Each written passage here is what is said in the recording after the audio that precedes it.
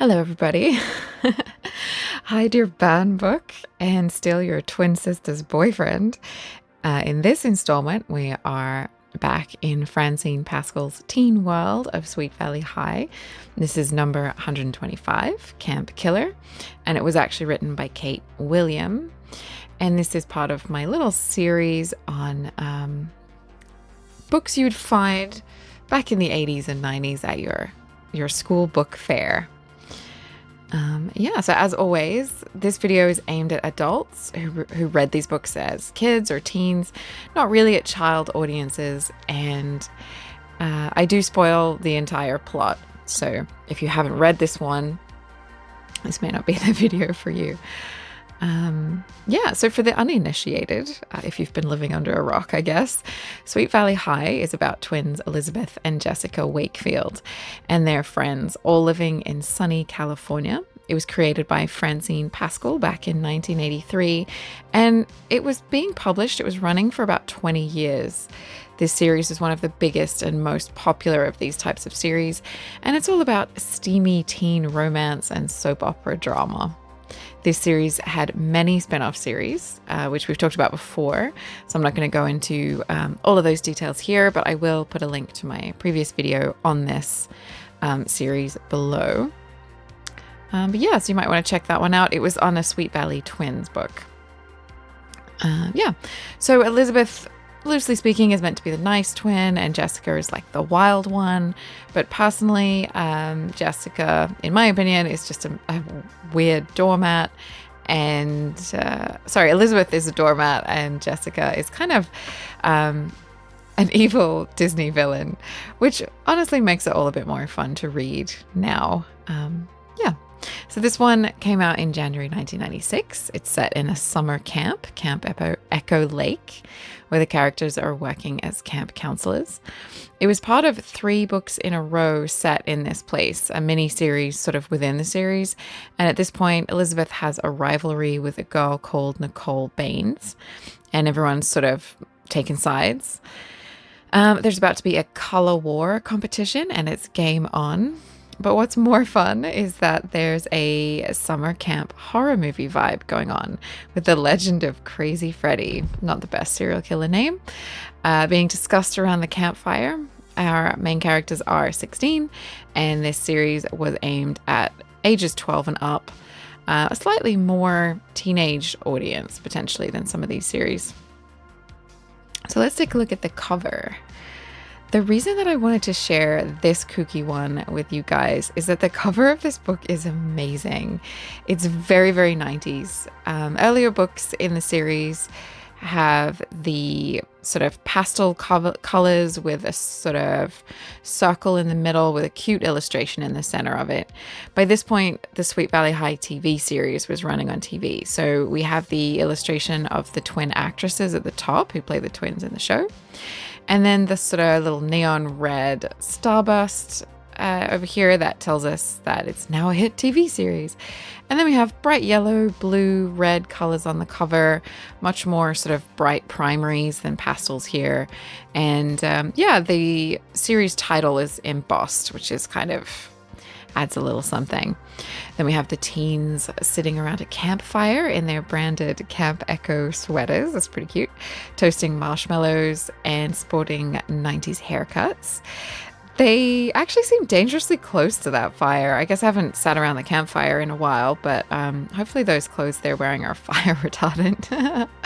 But best of all, just casually in the background is this weirdo with his maniacal gleam in his eye, not wearing regulation pastels, so that's how you know he's a murderer, and accessorized with this little hatchet here, just a little one. He's ridiculous.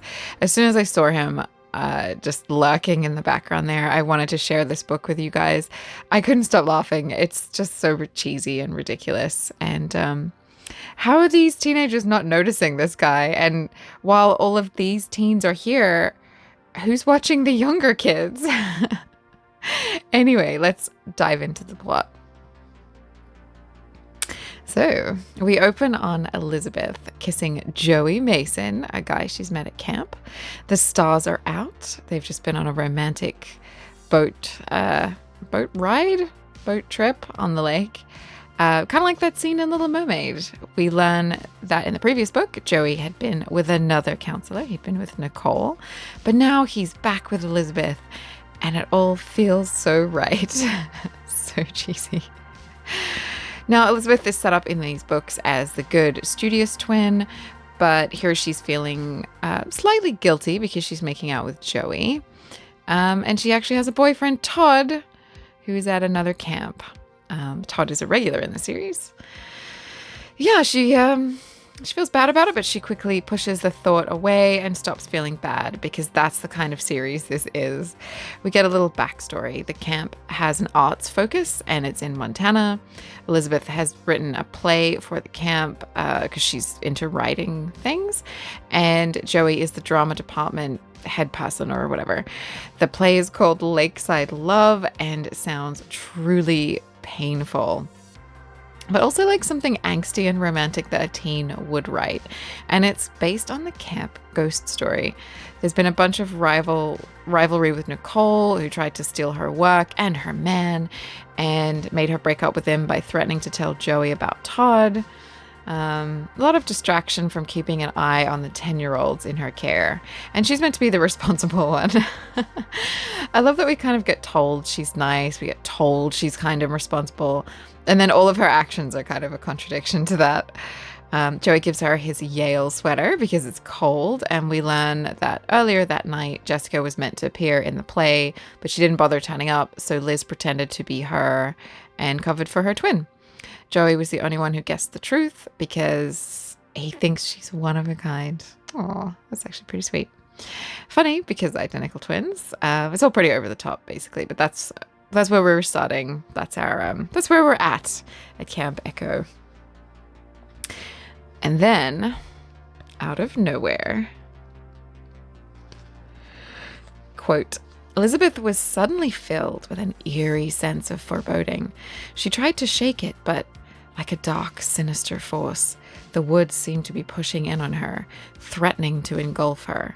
A branch snapped nearby. She jumped. It's just the wind, Joey said, tightening his arms around her.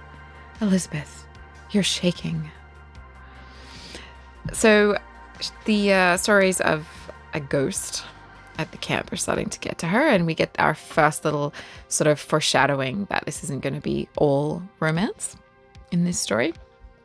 They reluctantly return to the camp, and we learn that the owner, Lacey, is apparently pretty strict, but you won't be able to tell that from this novel.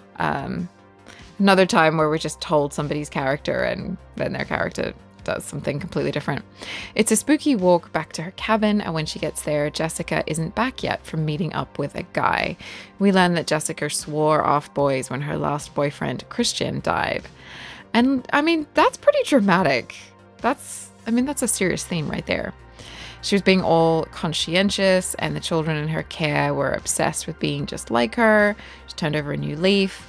And then she met a new guy, Paul, and this means she's back to the Jessica we've come to expect. He's not at the camp, but he lives in the town nearby. And then we have Lila, another series regular, and I think the book said she was Elizabeth's best friend, but she's Jessica's best friend. But anyway, she's there at the camp. Though her cartoonishly wealthy family have set her up with expensive sheets and, all the comforts she might want. So she's not really roughing it. She's also dating a wealthy guy at the camp. And Elizabeth wakes her from a dream about Paris to tell her they need to find Jessica. Lila says that Jessica can take care of herself and teases Elizabeth about her date and having 2 boyfriends, and then goes back to sleep. Elizabeth decides to wait up for her twin, which seems kind of pointless. Also, a girl called Maria is there. She's an old friend of the twins. I'm assuming maybe she was in earlier books. She was a child star, and I think may have been in sort of the middle school era books based on the way it's worded here. She's into writing now, like Elizabeth. Jessica loves Maria because she used to be famous, which is very on brand for Jessica. And Maria is moving back to Sweet Valley. Her best friend from New York, I think, is the evil Nicole. So yeah, Nicole's kind of struggling with Elizabeth getting the guy and being friends with her friend. It's kind of a lot for her to deal with. And yeah, Nicole is not done making Elizabeth's life a misery. She's super jealous of the perfection that is Elizabeth Wakefield. Honestly, they seem as bad as each other. It's really whatever. So meanwhile, Jessica is with her date, walking along in the dark. Apparently, she'd been stealing the camp owner's car to sneak into town to see her new boyfriend, but Lacey had figured it out, that's insane behavior. Paul has a cunning plan to get her snuck back into camp without getting caught and fired, but it's a surprise. Jessica is nervous, thinking of the camp ghost story. So basically a woodsman, I guess like a woodcutter, lumberjack, had fallen in love with a counselor, because that's a thing. Anyway, he was fired, and then he and his love disappeared, sort of Roanoke style, leaving all their stuff behind and were never heard of again, other than their ghosts who haunt the camp. I mean, it's kind of a strange story. There's some holes there, but it's kind of a cool story, and a mystery novel about that would be so much more interesting than this dumb plot. But anyway, in the play, Elizabeth wrote, she had the pair eating poison berries in the wood in a suicide pact, and that's how her play ends, which is definitely, appropriate for the 10-year-olds that would be watching that play. Jessica is sad that she missed starring in the play, but boys you just met are more important than career goals, honoring things you've committed to, or anything else in this world. Paul's big idea was to steal his friend's horse and gallop Jessica back to camp, and this is silly. But I think they're in Montana, and I don't know, it's kind of harmless and romantic as well, I guess. Like, I'll allow it. Back at the cabin, Elizabeth is woken from a nightmare about the camp killer by Jessica's 3 a.m. return. She's 16 and sneaking out and coming back at 3 a.m. That's pretty wild. She's mad, but Jessica doesn't care about her sister's feelings ever or how she impacts anyone, and she wants to talk about her date. After all, boys are more important than all things in life. And since the play went fine without her, Elizabeth is really just being dramatic. But instead of a lecture, although she'd expected a lecture sooner or later, Jessica was surprised by the urgency in her sister's voice. I have this odd feeling, Elizabeth explained. Something is going on at this camp. Something bad. Jessica waved her hand, dismissing Elizabeth's concerns. Oh, come on, Liz. I know things haven't been going very well for you, but... Elizabeth gripped her arm. I mean it, Jess. You have to promise me you'll be careful and that you'll never leave camp alone like you did tonight. Spooky. She makes her sister promise not to sneak out again, which of course Jessica promises but has no intention of keeping. Because that's Jessica, Not a woman of her word. Yeah, the next morning over breakfast, Nicole is fuming because she woke up to Elizabeth wearing Joey's sweater, and she's also sad because she thinks her friendship with Maria might be over. I mean, that's rough.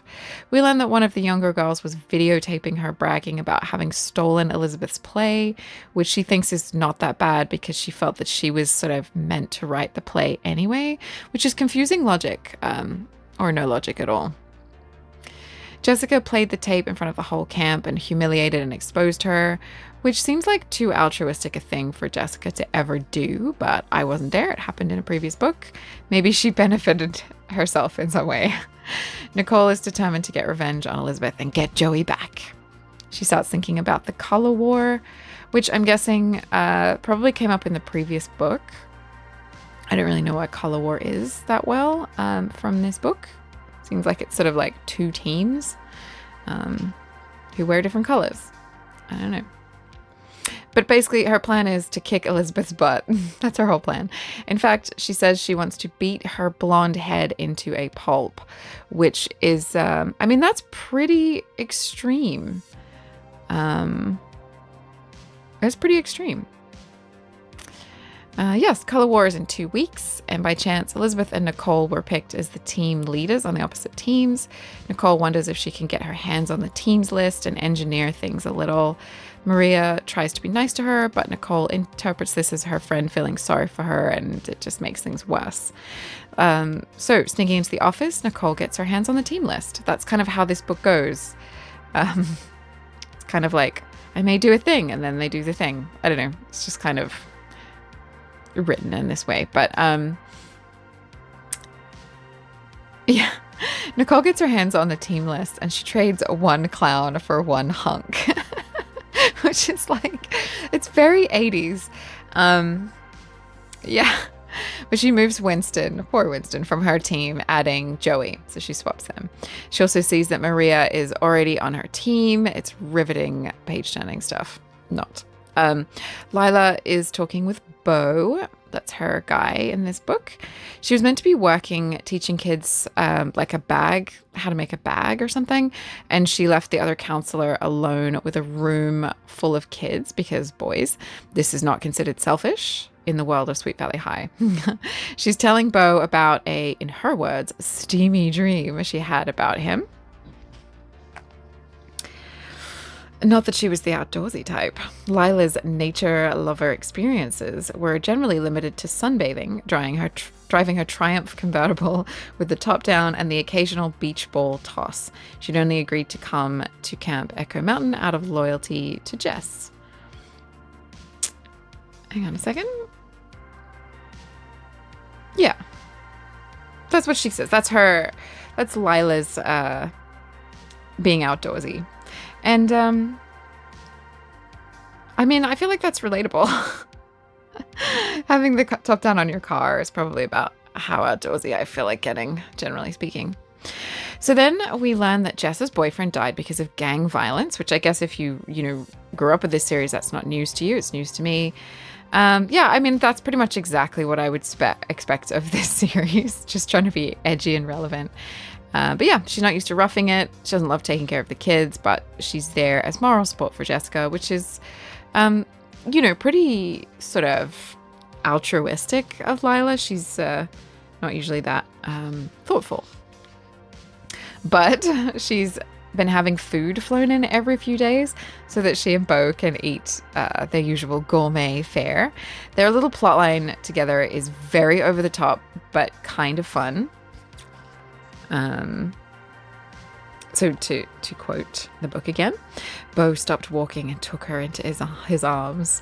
If you want Paris in springtime, then you should have it. Her mouth went dry as she gazed into his warm brown eyes. He was her soulmate and the hottest guy she'd ever known. I kind of love it. Oh, it's so funny. It's kind of sweet. I don't know.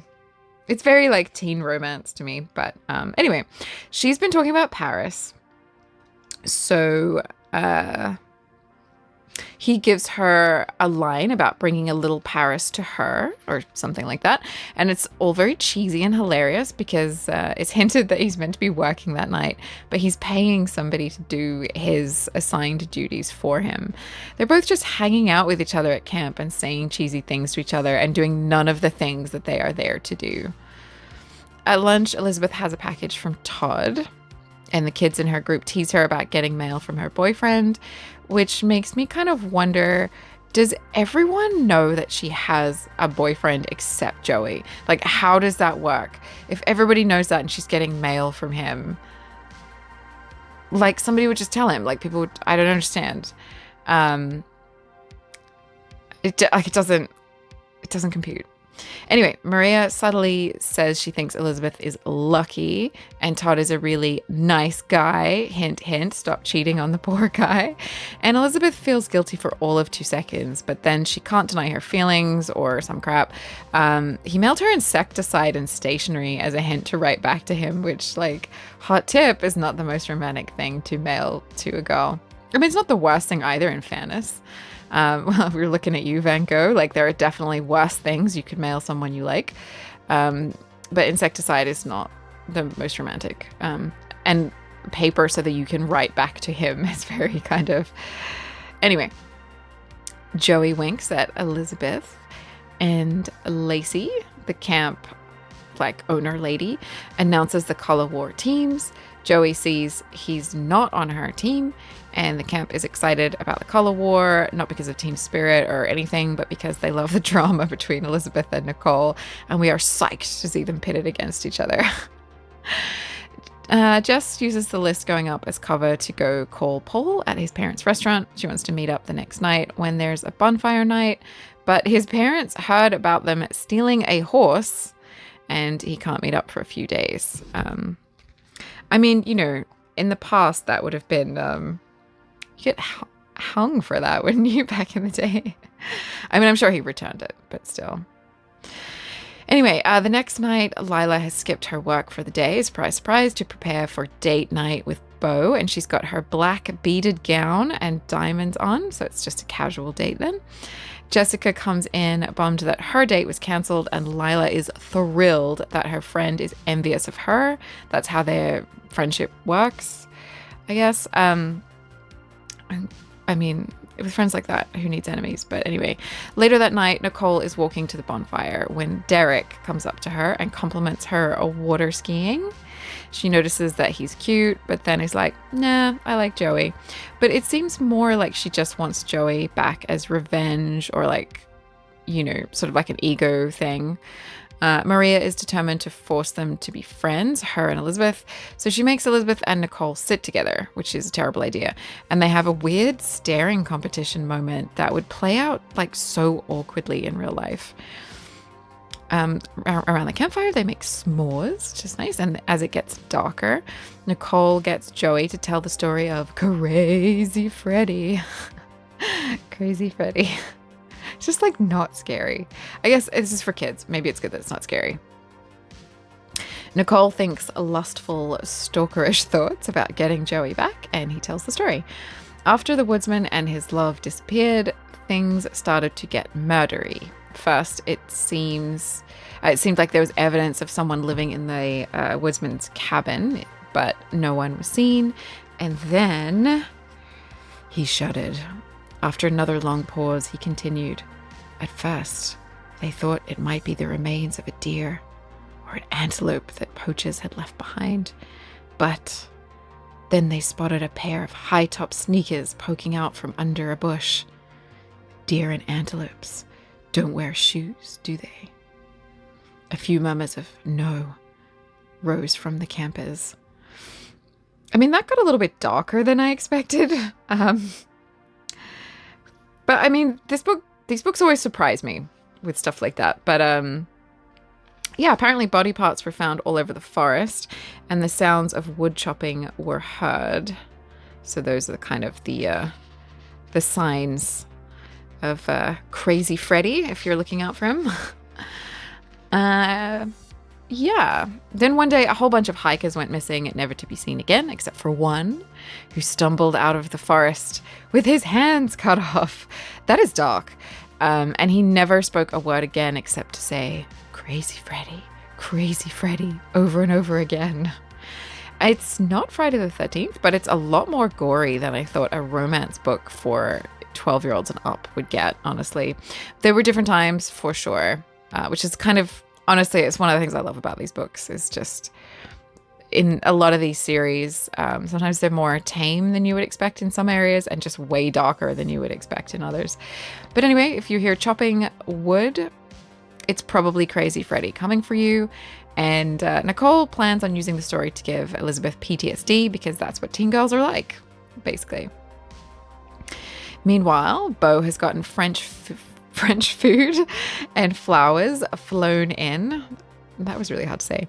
For a night picnic, and two of the juniors play instruments for his date.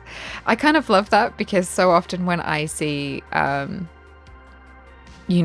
school bands or whatever, just like on TikTok or whatever, they're really bad. Not really bad. I don't mean to be harsh to kids. I just mean like he's trying to set the mood for this sort of really romantic date. And in my mind, having two juniors there sort of playing some amateur background music would not be romantic in real life. It just seems more romantic, just also having these like randos joining you on your date with their instruments. But I love how silly this whole scenario is. It's so unrealistic and over the top. I don't think anyone would do this. The flowers alone apparently were 2 plane trips, which, I mean, this is kind of before people were really talking about climate change, I guess. And apparently he's only at this camp because his father thought it would make a man out of him, which is just really odd because it's a performing arts camp. Like, it's surely putting the camp in camp, you know?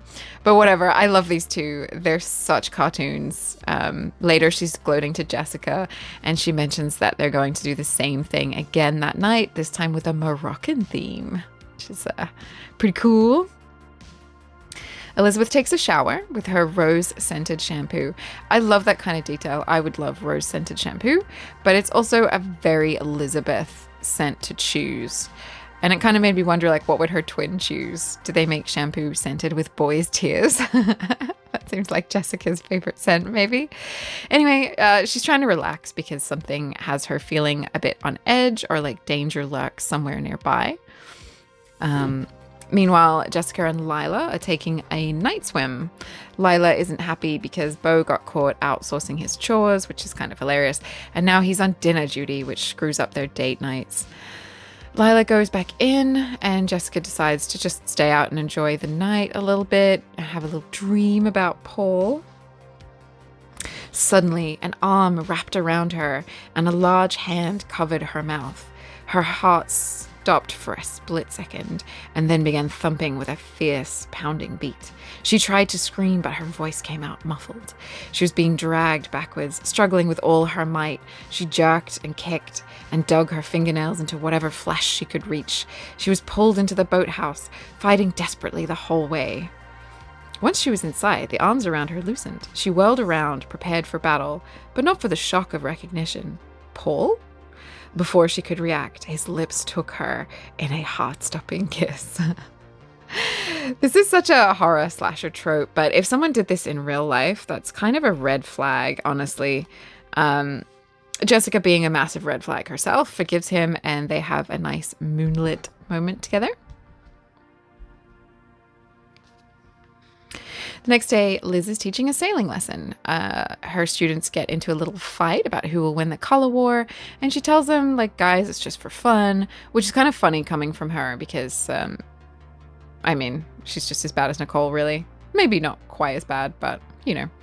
Later, Nicole declines to join Maria and Elizabeth for a swim and uses the time to head to the boys' cabin and pinch something from Joey's stuff. But what?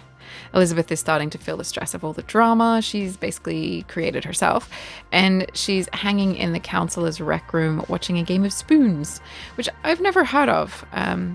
So if you guys know what like this game of spoons is, let me know, because it sounds kind of like musical chairs or something.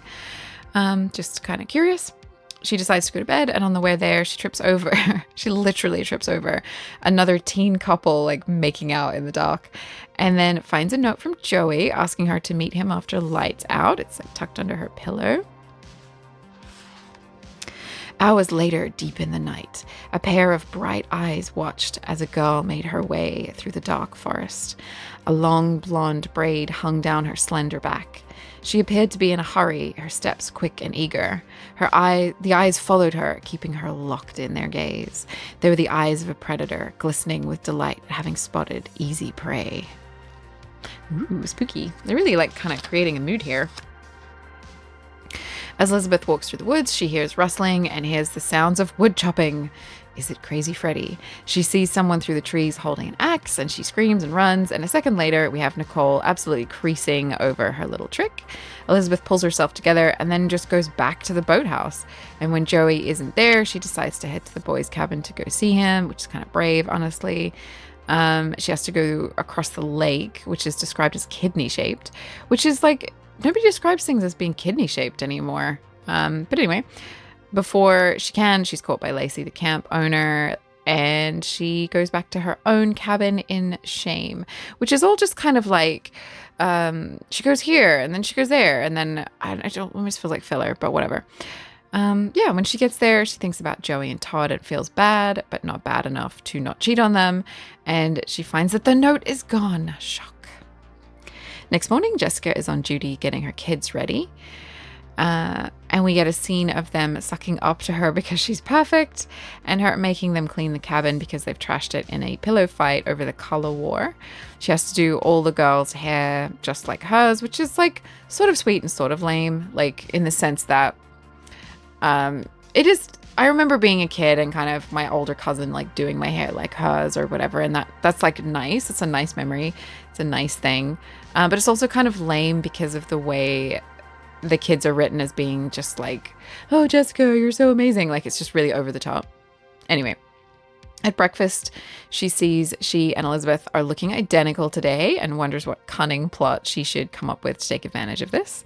Meanwhile, Elizabeth cannot figure out what happened with the note and why Joey looked at her like she was crazy, which is a bit harsh, when she asked him about it. It's pretty obvious, Liz. But anyway, she meets up with Joey for a late night swim, and she tells him about her dreams of being a writer and of thinking she saw the camp killer the night before.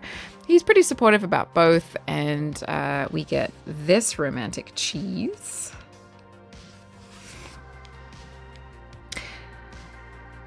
Being with you is so... She paused, searching for the right words to tell him how he made her feel. But how could she describe the bittersweet joy and passion, the way her heart would leap whenever she'd see him or hear his name, or the yearning she felt when he wasn't around? I mean, it's very soapy. But in a teen way that's kind of fun and quaint, a little bit silly. I don't know. I'm in two minds about it. Mostly I think it's a big slice of cheese. They hear wood chopping, and Joey, being the genius that Elizabeth isn't, immediately knows it's Nicole and goes to confront her, and the little mystery in her mind is solved. Then we cut to Nicole, who's writing to Todd to tell him Elizabeth is cheating on him. She is so desperate. She's also included a photo as evidence, which is really, it's kind of creepy. Why are you taking photos of people? How will Elizabeth get out of this one? Then Nicole goes on to read all of Elizabeth's mail, which is super creepy. But I mean, obsessive behavior is never a red flag in these books. It's always normalized, and the teen boys are not at all like real teen boys. But I mean, hey, it's a book after all. Elizabeth has the cute stationery Todd sent her, and she's sitting by the lake to write to him, which sounds like a really nice way to spend some time, honestly. But she has a letter writing block, like writer's block, but for letters. And she doesn't know what to say to him.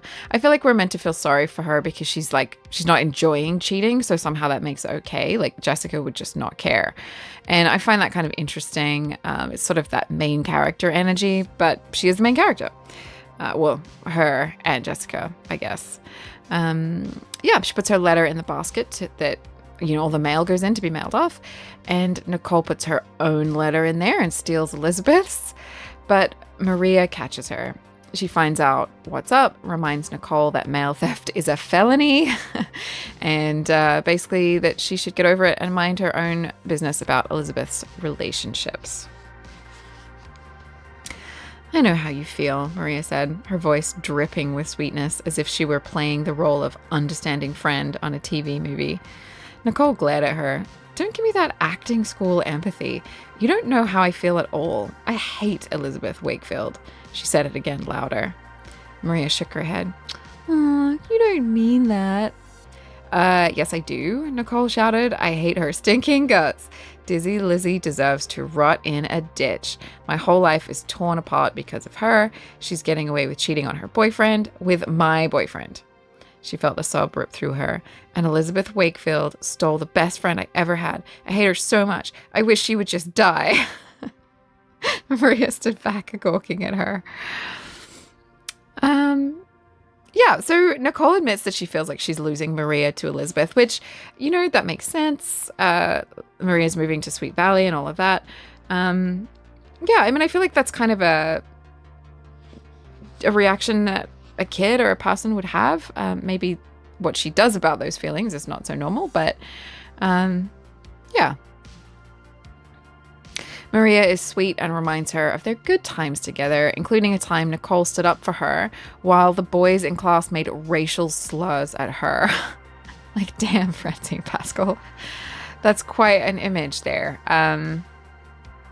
Yeah, Maria tears up the letter Nicole wrote and they both feel a bit better. But secretly, Nicole is happy to still try and get Joey back during the Color Wars and beat Elizabeth. So she's grown a little, but she's still Nicole. You know, because if she wasn't, we wouldn't have enough drama. Early Saturday morning. And yeah, like now reading that, I feel like the days of the week are not making sense in this book. Like I could be wrong because I wasn't paying loads of attention to them, but it feels like every time someone wakes up, it's like early Saturday morning. But yeah, Jessica is woken and thinks that Paul has come to surprise her. She hears something outside basically, and when she bursts out of the cabin door, she sees that Beau has created a truly epic sunrise breakfast for Lila with juice in champagne flutes, white tablecloths on tables under trees, silver serving dishes, gold-rimmed china, and he's hired some younger kids to act as waiters. It's so kind of over the top and hilarious, and such a late 90s sort of teen TV show sort of idea of what a romantic date would look like, or like the effort somebody might go to. We just sort of get this description too of this scene like dropped in here, and then we're just at the start of the Color Wars. So it's not really, these dates are kind of like peppered through the books. There's not a lot of plot there. But yeah, the Color Wars are here. So Nicole is all ready to take down Elizabeth and get Joey back, but it turns out magically that she changed the public list and not the master list. So Joey is on Elizabeth's team after all, which is, that's a couple of Deus Ex Machinas here, working in Elizabeth's favor to, you know, for things to go her way. Like, I don't know, it kind of feels like it's cementing this idea that sort of good things happen to good people and Elizabeth's a good person. But I mean, I feel like that's kind of debatable. I don't know. Basically, these twins are sort of so perfect in these books that it's kind of hilarious. We get some descriptions of the games. It's basically just relay races and things like that. Jessica goes to meet Paul, so she gets Elizabeth to pretend to be both of them, which is exhausting. And Jessica is selfish. Elizabeth is a doormat. But it's funny. I think I would have found this twin swapping trope really fun as a kid. They have this egg toss event where they have to pass a raw egg to each other. And Nicole sees Joey smile at Elizabeth. So she throws an egg so that it like lands on her. And Elizabeth runs off really upset. Part of why she is upset is that Joey like laughs at her along with everyone else, which is... like, Joey is not that nice. He's sort of chosen Elizabeth here. But from what I can tell in this book, sort of what happened previously, he was just quick to take up with Nicole when they were apart. Like, so he's not really, I don't know. And he's not above laughing at Liz's misfortune or sort of dismissing her feelings. So he's not the greatest guy, but I think looks count more than character in these books for all of the characters. Meanwhile, Paul has taken Jessica to his favorite place, a nice waterfall, for a picnic date. It's pretty sweet, really. They joke about crazy Freddy, and Jessica comes up with a cunning plan, but we have to wait to find out what it is. At dinner, Elizabeth's team are ahead by a margin, and Lacey announces a capture the flag game after dinner, which will determine who wins. And because it's worth like 10 points, it kind of makes all the earlier games irrelevant, because if you just win this one thing, then you win. So whatever. And I would have thought that Color Wars were basically like capture the flag. So I don't know. I never went to camp. And my life has never been dramatic like these books are. So, you know, I'm just out of the loop on this one, I guess. Elizabeth and Maria are concerned that Jessica isn't back yet. Elizabeth has to go and cover for Jessica, but when Joey sees her and suggests a walk, she decides to do what Jessica would do and go for the walk, because it's not shirking your responsibilities if it's for a guy. While they sneak off together, Joey apologizes for laughing at her, which is big of him, and I think it's a nice touch that he always knows which twin is which. That's kind of a redeeming quality that he has. Anyway, they're kissing under the full moon, and I'm sure there will be no consequences for Elizabeth and Jessica both just wandering off and disappearing, and this is the worst camp ever. And they hear chopping noises. Joey wants to go and confront what he thinks is Nicole. But is it? Elizabeth says, like, just ignore her. And when they get back, Nicole is, like, back at camp. So it wasn't her in the woods. And Elizabeth has that really bad feeling again. Jessica is with Paul in the cab of his red pickup. He has a pickup now? That's kind of... I feel like maybe I missed something there. They have the giggles over their plan to pretend to be crazy Freddy and scare everybody. It's a pretty lame plan. They're just going to sneak up with like some bad props and wave them around and make noises, but it's all in the spirit of fun. Back at the Color War, Elizabeth and her team make a plan of attack for the war, and she gives a little pep talk. She's kind of annoyed at her sister, but she's pretty ineffectual. Like, she's not going to do anything about it. It's just like, oh, I'm annoyed. She's not going to say anything, not going to do anything. It's like so irrelevant. Nicole gives her some late 90s smack talk. I'm going to win the color war and I'm going to win Joey. And I'm not really sure that Joey is a prize and like will consent to that. Like, if you swap the genders on this, that's like, you can kind of see how icky it is. Like, he just has to, if she wins the war, what? She just gets to like kidnap Joey? Like, anyway. Here we go. Someone stepped outside an old abandoned cabin deep in the woods. The moon was full and the axe was waiting by the door. Taking a deep breath of crisp evening air, the person smiled in appreciation. The forest was filled with life, but to sustain life, there also had to be death. It was the decaying leaves that nourished the soil, the swamp that sheltered the breeding creatures. This was the cycle of life. The forest, the entire planet, required death to stay alive.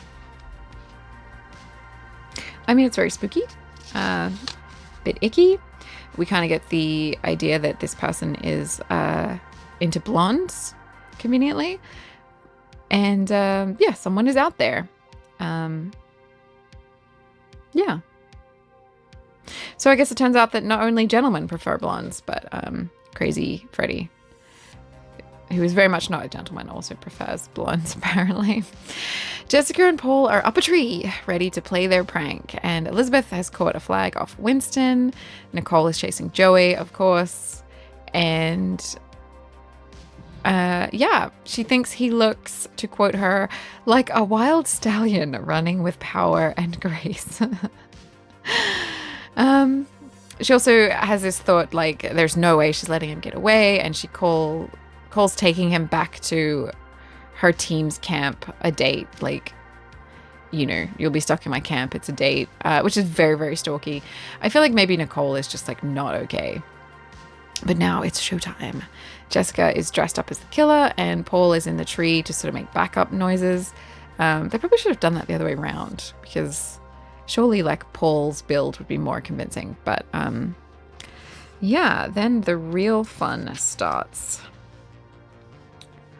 Enjoying herself immensely, Jessica raised the stick and sponge axe. She made like a sort of axe shape out of a stick and sponge and moaned again. Suddenly a strong arm hooked around her throat, causing her to let go of the stick.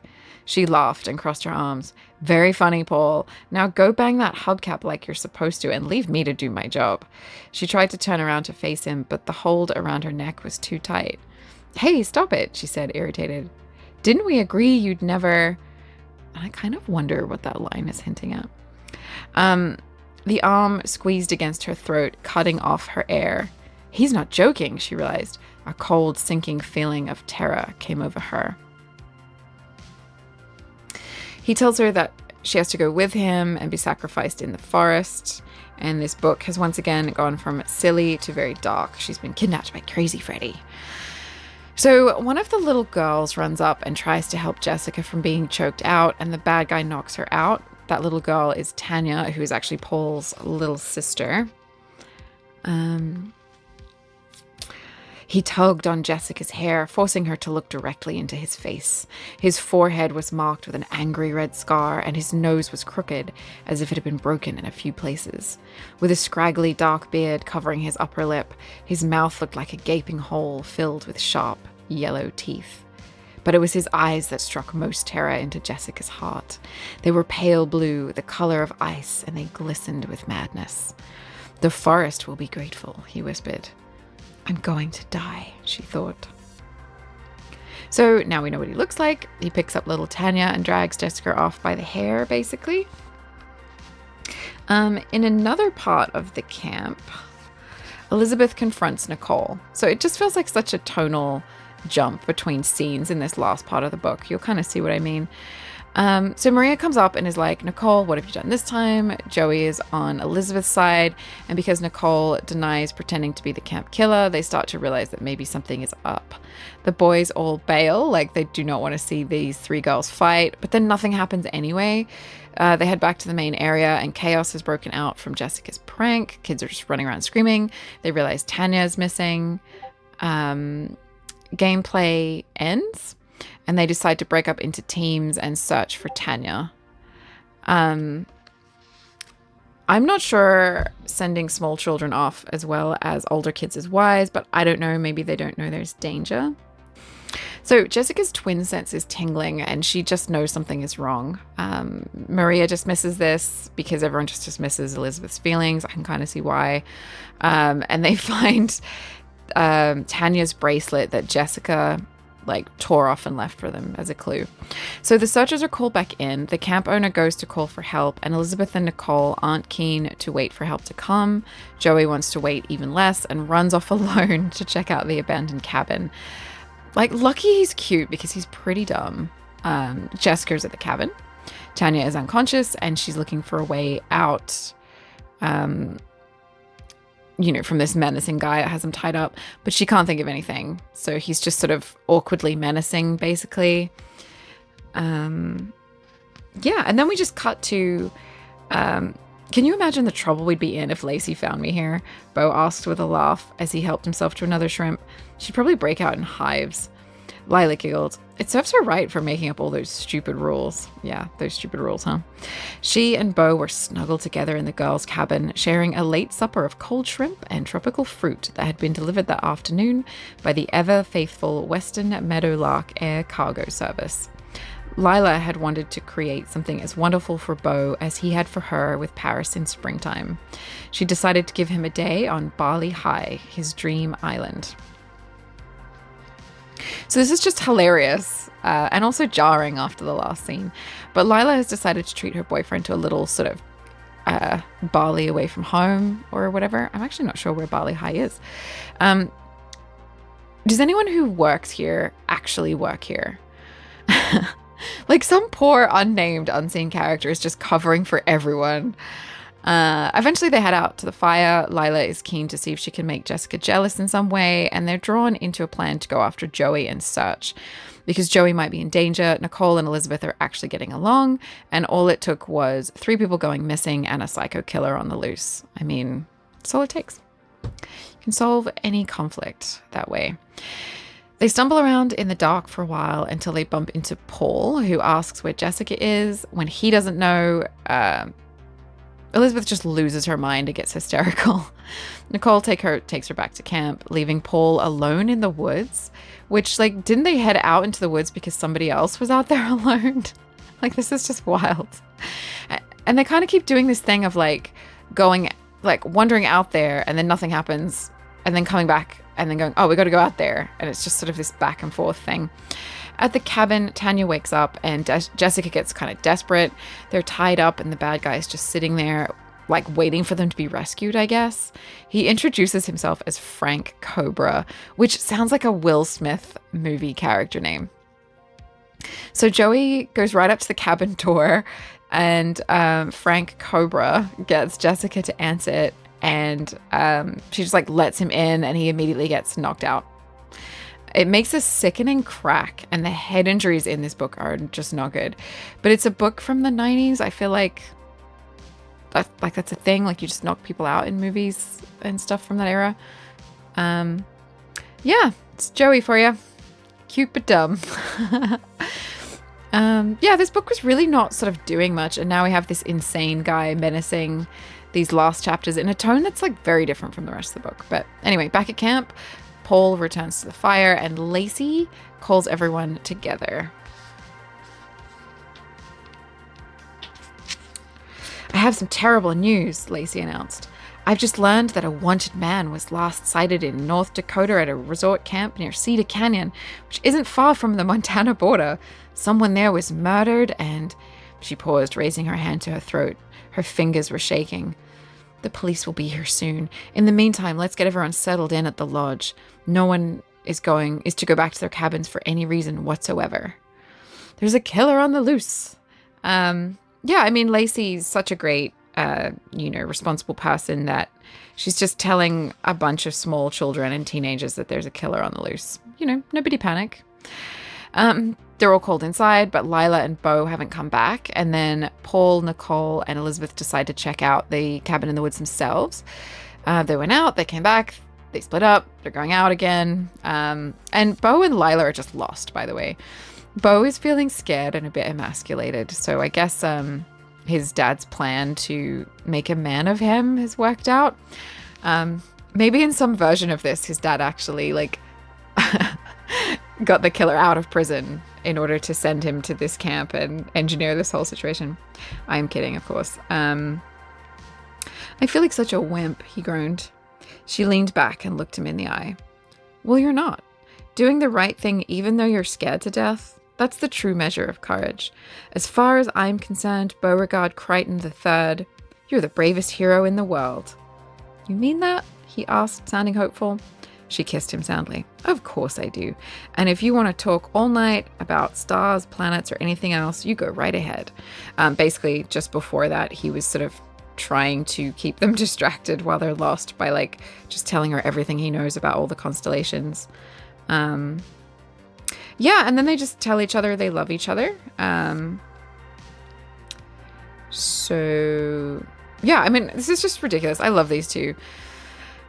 Just their silly dates. They're completely out of touch with the real world, with reality. But, I mean, it's also just kind of fun. I kind of love these dates that they're thinking up for each other. There's something kind of nice about it. They're just not in the same book that anyone else is.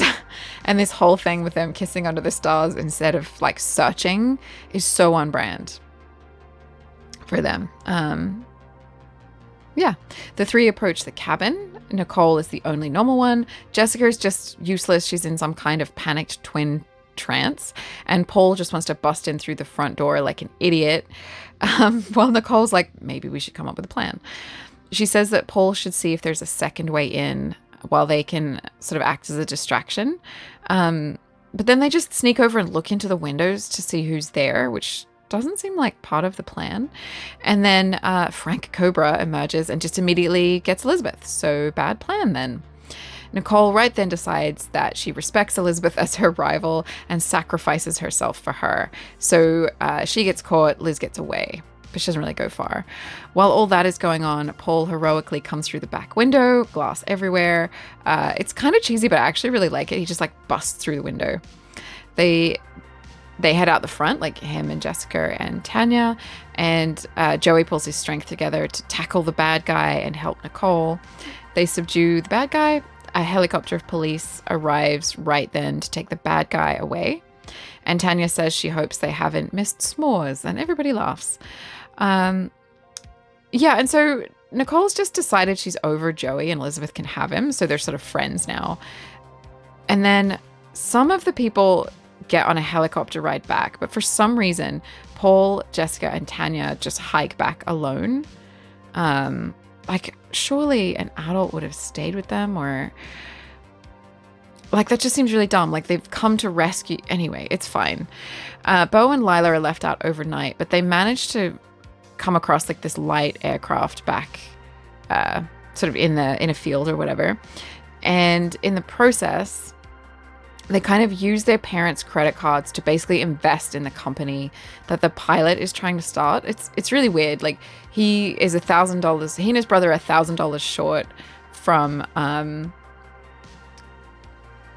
starting the business or something. And so they just use their parents' credit cards to give him $1,000, and then he flies them back to camp. It's weird, but I'm happy for the pilot. all the camp have this huge breakfast. Everyone is friends. After all this, Elizabeth and Joey basically break up because they're going back home. So like it's all kind of weird. And Nicole didn't really need to give her blessing or whatever because like literally hours later, they're like, well, Liz is like, well, I'm going to go back to Todd now. So she just sort of breaks it off with Joey. I mean, it's kind of a cute love scene. Elizabeth asks herself if she'll be able to forget Joey back in Sweet Valley, which is kind of, hinting at the next book, as these books love to do. And Jessica and Paul tell each other they love each other. And Jessica tells him how he taught her to open her heart again and live. Randomly, the girls all have one last pillow fight. Everyone says goodbye, and in a final moment, Elizabeth hears wood chopping and screams, "The end." So we do get a little teaser paragraph on page 197. Just at the very end, don't miss the next Sweet Valley Magna book. So there's Jessica's Secret Diary Volume 2 and Elizabeth's Secret Diary Volume 2. Find out about Elizabeth's painful decision and Jessica's devious romance. Featuring classic moments from Sweet Valley High books 40 to 70.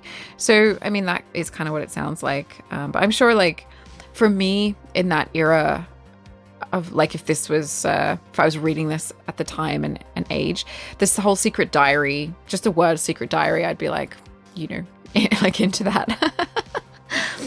Yeah, and then we get this. A new guy moves to town and Jessica feels an attraction so strong it's almost supernatural. Read all about it in Sweet Valley High 126, Tall, Dark, and Deadly. It's a great title for a book. Book 1 in a chilling 3-part miniseries. Experience the horror lurking in the dark shadows of Sweet Valley. So that's kind of interesting. This was a miniseries where they're away at camp. So these are like mainline books, but they're sort of mini-series within the thing. And I think there is a supernatural link between Jessica and this guy. So it's kind of weird. They also had spin-off books in this series that were like sort of horror themed or thriller themed. So it's kind of interesting. But yeah, and then after that we have there's a huge list of Sweet Valley High books with some great titles. Nightmare in Death Valley, Amy's True Love, things like that. And a little ad for the Sweet Valley High fan club. As you know, I find those like super curious about them. And then on the back cover of the book, we have Sweet Valley High's TV station listing and all of the places you can watch the TV show because they're really pushing that in their marketing for this one. Yeah. So yeah, these little series that are a little bit more horror or thriller miniseries are kind of fun in this book series. They're odd combinations of exactly what you would expect in this book's like soapy, nonsensical trash. And then these oddly like dark things happening. And it's these books are chaos to me. Nobody makes sense. It's all so dramatic, which makes them very entertaining, a good laugh to read like as an adult. I can totally see their charm, but they really surprise me sometimes in their messaging and characterization. Yeah, like these are not good people. Yeah, so it's also quite choppy. Like a lot happens in sort of short little bits, but it's also like nothing's happening.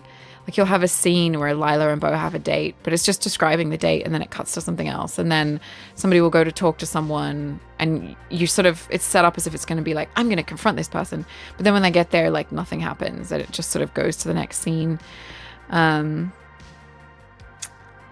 Yeah, it's super soapy. And I have some serious concerns about what happens in this book.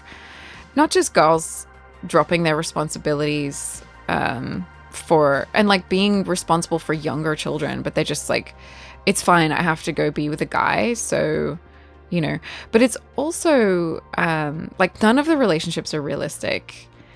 And I feel like slightly concerned about a book being written which has them sneaking out to meet boys late at night, like going like swimming with a guy they barely know, like late at night. Like in these books, the guys are super chill. Like they don't drink. They're not doing anything that real sort of 16, 17-year-old guys would potentially be doing. It all seems pretty innocent. But it's kind of dangerous behavior to be engaging in. And it's almost like it's just normalized. Like, you know, like Jessica would never steal a car, but she's stealing a car because she has to go meet a guy, so it's fine. But then it's also like you're meeting some guy you don't know late at night. Well, she kind of knows him, but you know what I mean? It's like, do you know, like it just, so many times when I was reading this, I was like, just feeling like maybe it's not okay for, like, I don't really know kids. So, you know, please feel free to tell me if I'm wrong. Like, but I feel like maybe, you know, 12-year-olds reading this, it's almost like normalizing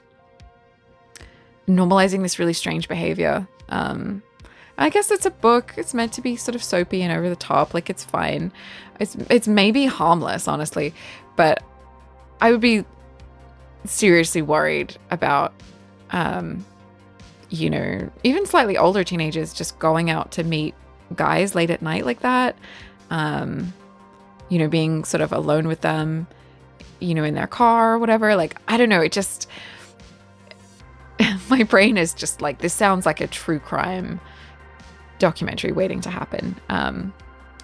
But it's so kind of fun to read because it's just, I mean, these books are just crazy to me. I actually kind of struggled with this one a little bit because a lot of the time it's sort of like set up and nothing happens. And it's sort of, I don't know, like I did kind of struggle to get through this one a little bit.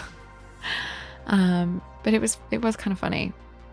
But there you have it. That's Sweet Valley number 125, Camp Killer. And I had a lot of fun sharing it with you.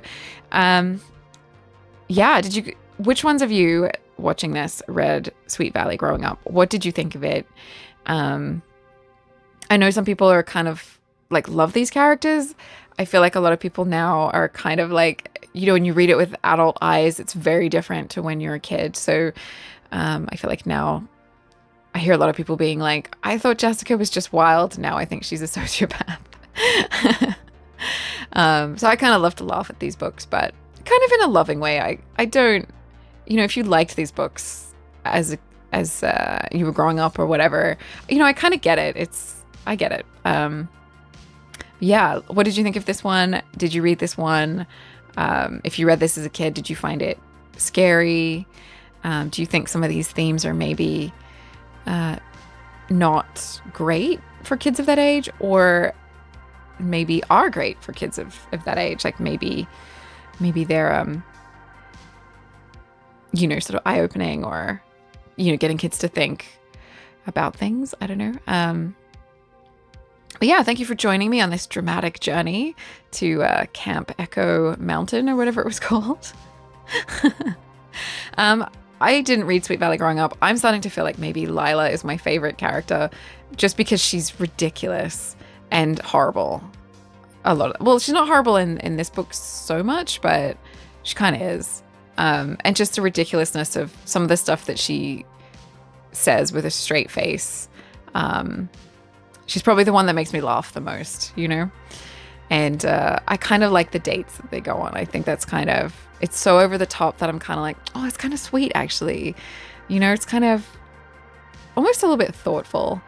So yeah, thank you for joining me. And I will have another Scholastic book fair type book to share with you again very soon. Yeah, thank you for watching. You can check out some of my other videos. I also have another channel and socials, so you can find links below if you want more of that. And if you want to hang out again, remember to like and subscribe. And you can always leave a comment, let me know what you thought, or let me know what else you might want to see. Thank you.